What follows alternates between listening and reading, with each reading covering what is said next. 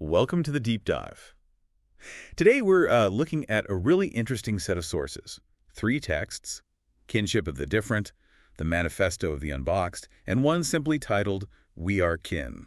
Right. And these aren't, typical academic papers. They feel much more like declarations, manifestos, Yeah. maybe even a bit poetic in places. Yeah, definitely. They dive deep into this specific experience of feeling, Yeah. fundamentally outside the mainstream, right?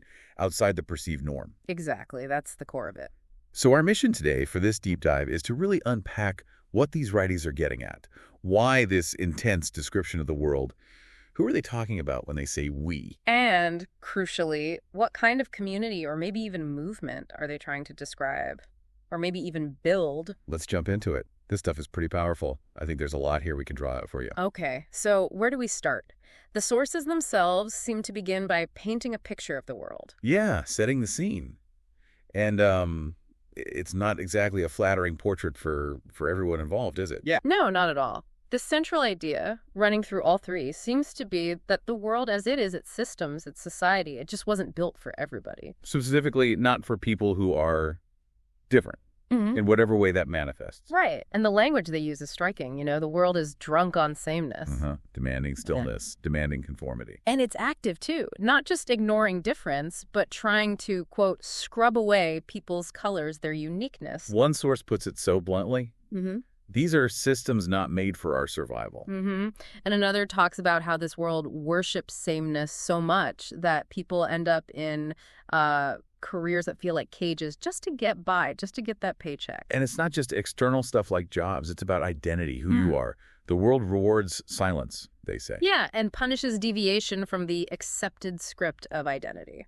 And this bit is fascinating, how differences are often pathologized, framed as diagnoses presented as destinies. That's a really heavy concept, isn't it? The idea that your difference isn't just difference, but it's a kind of predetermined problem. It completely flips the perspective. Instead of natural variation, it's disorder, something to be managed or fixed. And that leads to maybe the most powerful line for me. The world isn't broken, it's functioning exactly as it was designed to erase us. Wow. And another just says, simply, it was never meant for us. So, okay, why? Why do the sources claim the world is designed this way? It's not just presented as an accident. No, they definitely suggest intention. They argue it's because this world, this system, it fears what it cannot flatten. Control.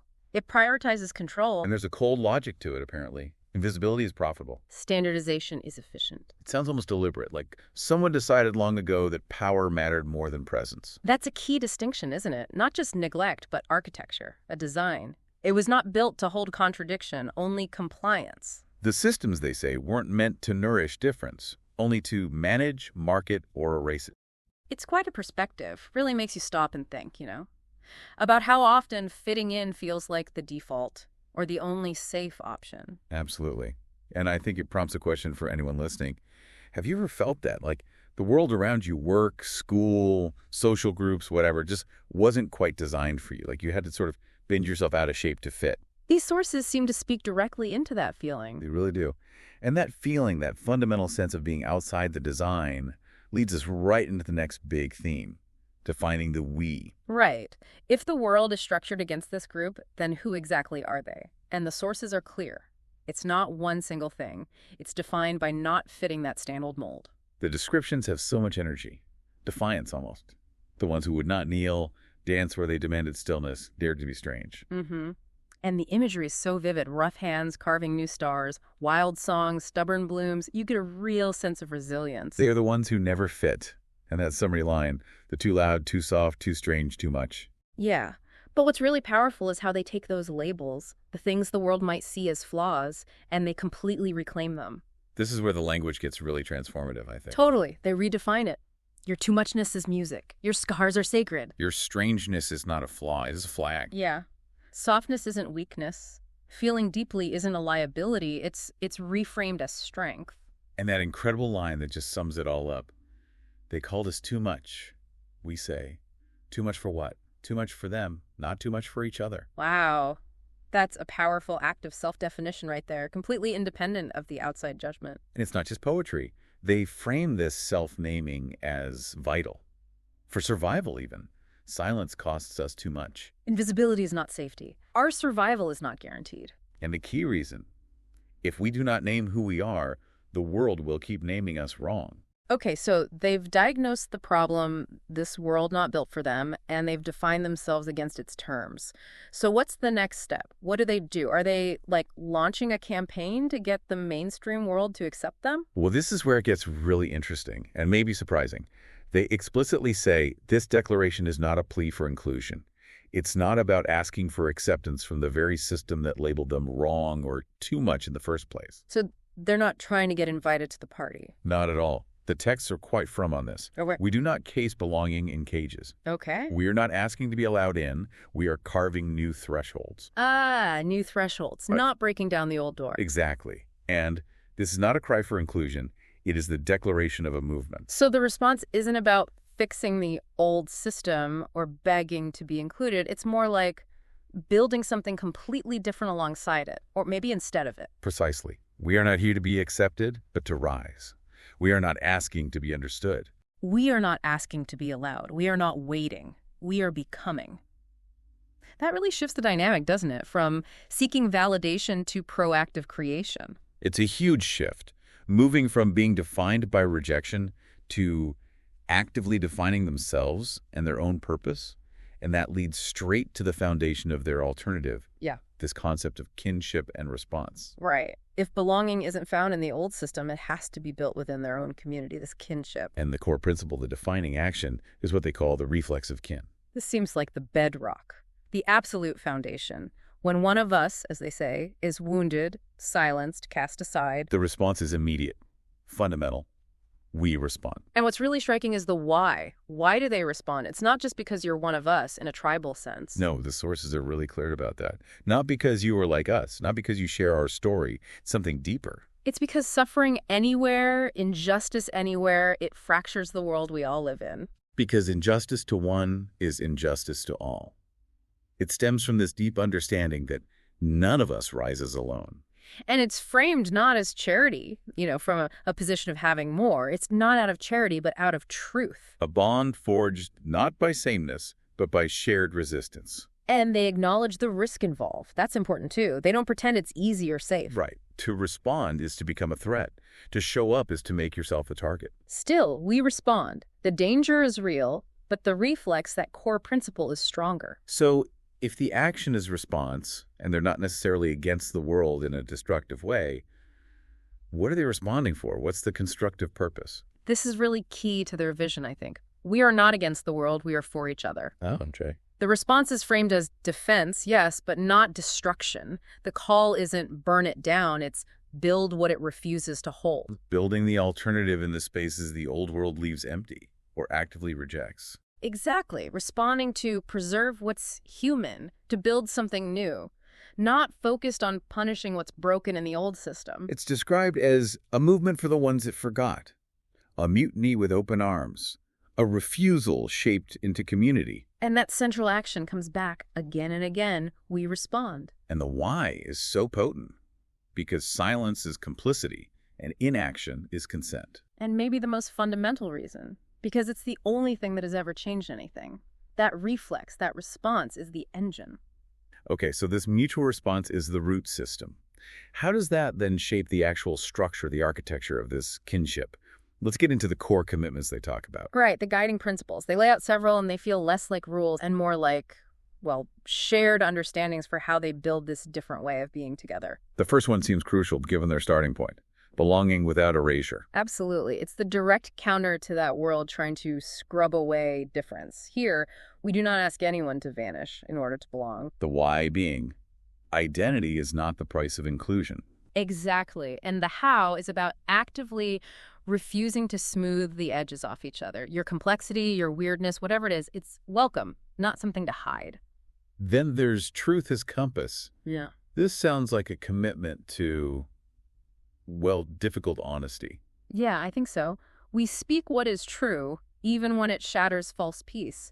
The loyalty is to clarity, not comfort. Which takes courage. Definitely. Because, as they say, silence protects power, not people. So the commitment is telling the truth, even when our voice trembles. Okay, next, mutual care, not control.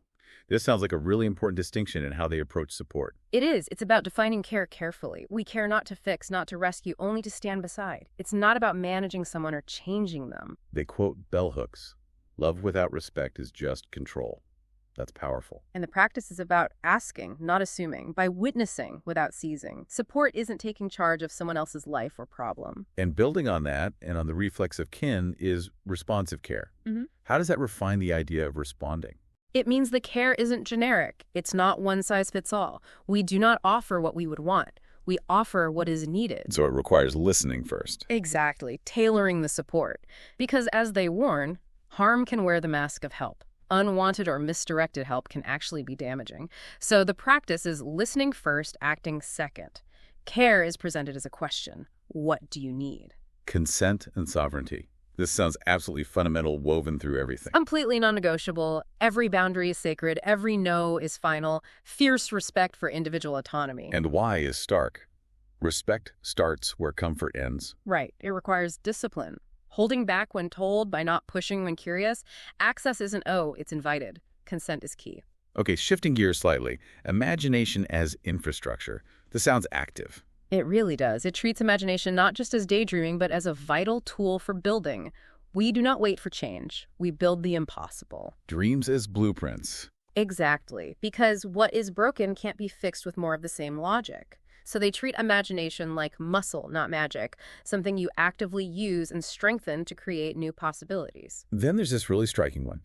Embracing joy, rage, and grief as sacred forces.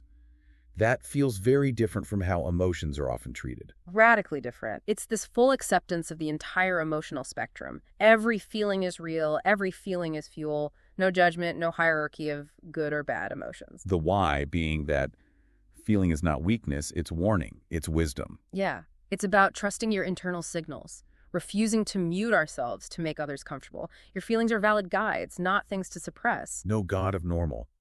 This directly counters that initial critique of the world being drunk on sameness. It's a complete rejection of normal as any kind of virtue or goal. There is no standard for worth, no purity test for belonging.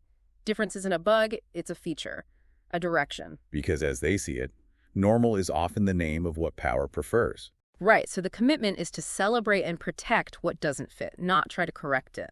And liberation over assimilation really hammers home that point about not seeking inclusion in the old system. It makes it crystal clear. We are not here to be accepted by the systems that erased us. We are here to outgrow them. Becoming ungovernable by refusing to shrink. Exactly, because acceptance isn't freedom if it demands your silence. So the focus is on building what cannot be co-opted by those old structures. And finally, freedom is collective. This ties it all together, really. Powerfully. It pushes back against any idea that you can just achieve liberation on your own. No one rises alone. No one is left behind. Fighting for others is part of your own liberation. Because individual liberation is a myth inside a cage. The practice is showing up, not just for ourselves, but for everyone kept down. It connects right back to that core reflex of response, but scaled outwards. It really does all seem to circle back to we respond. These commitments just provide the ethical framework for how that response happens within the kinship. Exactly. They're the shared understandings that make this alternative way of being together possible and distinct. But, how does this actually look day to day? That takes us from the commitments to the practices. Right. The how-to, almost. The sources describe these as the daily movements, the sort of breath of the kinship. Not rigid rules, but ways of being. And the first one listed just reinforces that foundation. Response as reflex. Acting directly from that feeling of connection. It's not about rescue. This is about recognition. Seeing the need and responding out of shared humanity. And the examples aren't necessarily huge dramatic things. They're often small human acts.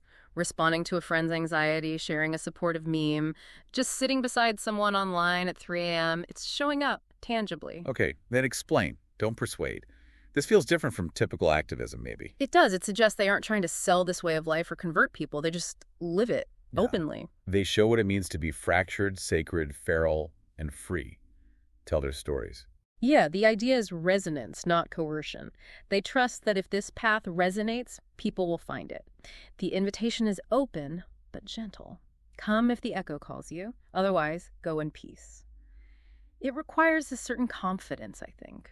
And this feels connected to Connection without currency. No scorekeeping in relationships. Right. No bartering for love or support. No keeping track of debts. You show up because we want to. Care is given freely. Teach by doing. So learning happens through observation and participation, not formal lessons. Pretty much. No lectures, just action. It's an inheritance passed along hand to hand, glance to glance. You learn by seeing people live unbound, seeing their choices, their care, their refusals. Exactly. The spark comes from witnessing possibility, seeing someone live in a way you didn't think was allowed, maybe.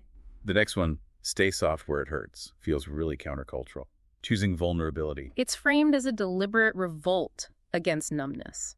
In a world that might push you to harden up, to feel is sacred treason. We leak on purpose. That's quite an image. It is. It's choosing to stay open, stay feeling, trusting those feelings as guides, even when it's painful. Local first, global always. How does that work? Start small, but think big. Kind of.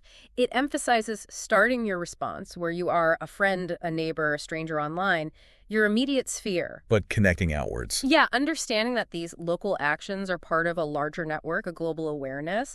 The connection happens through touch, through individual links, not a top-down structure. Autonomy is sacred brings that commitment to consent right into daily practice. Absolutely. We do not own each other. It means actively asking, respecting boundaries, letting people go if they need to. And crucially, no leaders, no followers. You can leave and still belong. That's what they say. You get to walk away and still be one of us. Belonging isn't conditional on staying put or conforming. The pulse between us. This sounds like how they create shared meaning, maybe ritual. Yeah, but without dogma. They acknowledge diverse beliefs, gods or silence, no central authority. It's about gathering in circles, not pulpits. Sharing experiences. Grief, food, stories. Making myth from pain, turning stories into ceremony, creating handmade rites. It doesn't have to look like traditional religion. It just feels like something because they do it together. Name the system, then move past it. That's a nuanced approach to the oppressive world. It is. Acknowledge the harm, the cage, but don't center it. Don't give the oppressor all the focus. Name it to help others see it and get out. And then put your energy into building the alternative. Creation over reaction. Build the new thing that makes the old cage irrelevant. And finally, even silence is a kind of reaching. This feels important for sustainability. Totally necessary. It acknowledges you can't be on all the time. It allows for rest, for logging off, for letting others carry the weight sometimes. No one burns out. No one gets left behind. It's about collective well-being. Recognizing that rest and individual limits are crucial for the whole kinship to thrive. These practices really seem to be the living, breathing embodiment of those commitments, all grounded in that core reflexive response. It paints a picture of how this different world gets built day by day. Yeah. So if we bring it all together, this deep dive has really charted a course, hasn't it? From that initial feeling of exclusion, by a world designed to erase difference, to this powerful act of self-declaration, embracing that difference. And then the concrete work of building community, a kinship, Yeah. rooted in response, guided by those commitments, and lived out in these daily practices. It's a journey described in these texts, from being defined from the outside, often negatively, to defining oneself from the inside, collectively. They state it so clearly. We were never broken, we were never wrong, we are only different, and in that difference, we are together. And that very difference, the thing the old world targeted, becomes the foundation for building something new. We were built for a world that does not exist, and so we have decided to build it ourselves.